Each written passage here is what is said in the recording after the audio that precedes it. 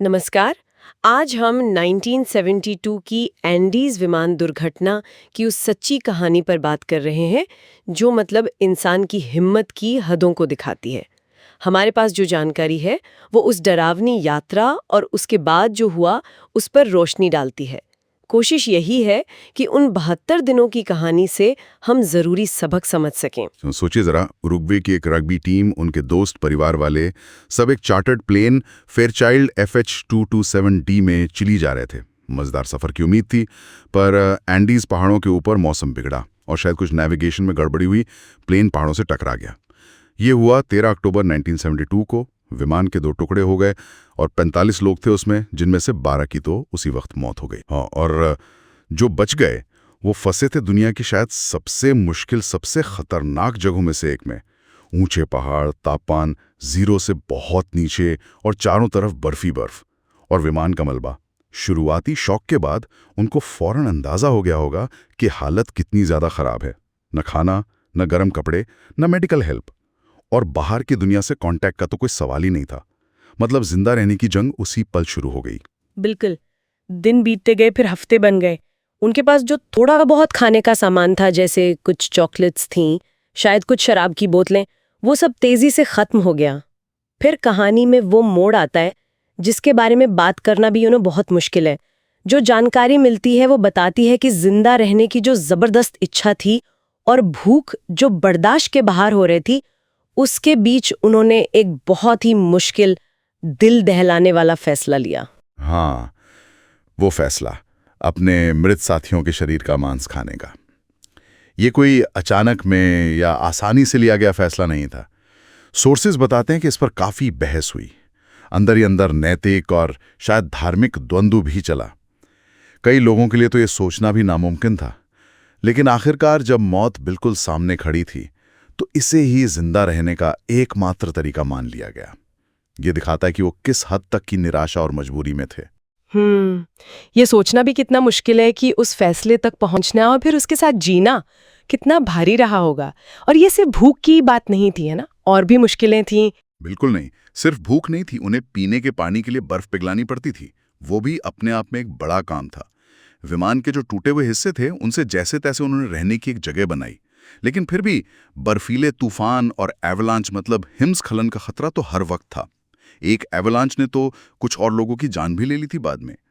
First aid के नाम पर उनके पास लगभग कुछ भी नहीं था। तो यह सिर्फ शारीरिक ताकत का टेस्ट नहीं था, यह जबरदस्त मानसिक और जज्बाती हिम्मत की भी परीक्षा थी। और फिर उन्हें एक और बड़ा झटका लगा। उन्हें कहीं से एक टूटे हुए ट्रांजिस्टर रेडियो पर खबर मिली कि जो ऑफिशियल खोजबीन चल रही थी वो बंद कर दी गई है।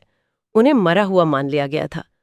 इस खबर ने तो शायद उनकी रही सही उम्मीद भी तोड़ दी होगी। शायद कुछ देर के लिए तो जरूर, लेकिन मुझे लगता है उसी निराशा से एक नया इरादा भी पैदा हुआ। उन्हें यह समझ आ गया कि अगर यहां से निकलना है तो अब खुद ही निकलना होगा, कोई मदद बाहर से नहीं आने वाली। तब दुर्घटना के लगभग 2 महीने बाद ग्रुप के 2 लोगों ने, नैंडो पैराडो और रॉबर्टो कैनेसा ने, एक बहुत ही हिम्मत वाला, लगभग नामुमकिन लगने वाला कदम उठाने का फैसला किया कि वो पहाड़ों को पार करके मदद की तलाश में जाएंगे। और वो भी बिना किसी पहाड़ चढ़ने के तजुर्बे के या खास उपकरणों के। उनके पास बस कुछ गर्म कपड़े थे जो उन्होंने मलबे से या मृतकों के सामान से इकट्ठे किए थे, और साथ में था उनका इरादा।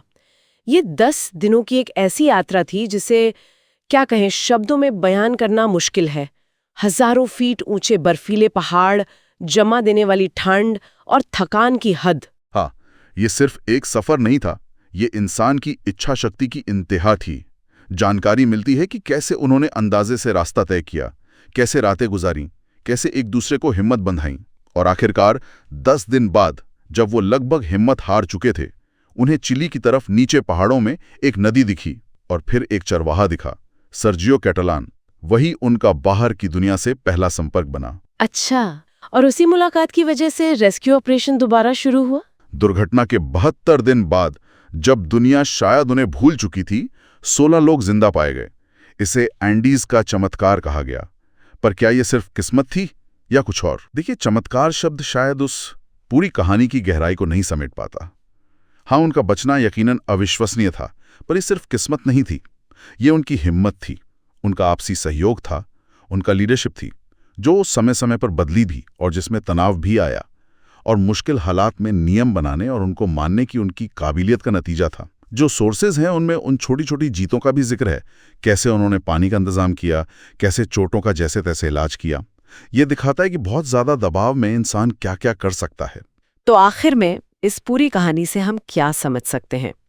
ये सिर्फ जिंदा बच जाने की कहानी नहीं है, बल्कि ये इंसानी रिश्तों की, मुश्किल वक्त में नैतिकता की सीमाओं की और उम्मीद की ताकत की भी कहानी है ना? बिल्कुल, ये दिखाती है कि कैसे एक ग्रुप एक साझा मकसद के लिए अपने मतभेदों के बावजूद एक साथ आ सकता है। ये सवाल भी खड़े करती है कि जान बचाने के लिए क्या नैतिक समझौते सही माने जा सकते हैं, और ये याद दिलाती है कि इंसान में मुश्किल हालात से लड़ने की एक असीम बहुत ज़बरदस्त क्षमता होती है। एंडीज की ऊंचाइयों पर जो हुआ वो इंसानी तजुर्बे का एक ऐसा अध्याय है जो हमें बहुत कुछ सोचने पर मजबूर करता है। और यहाँ एक आखिरी सवाल सबके सोचने के लिए छोड़ जाते हैं।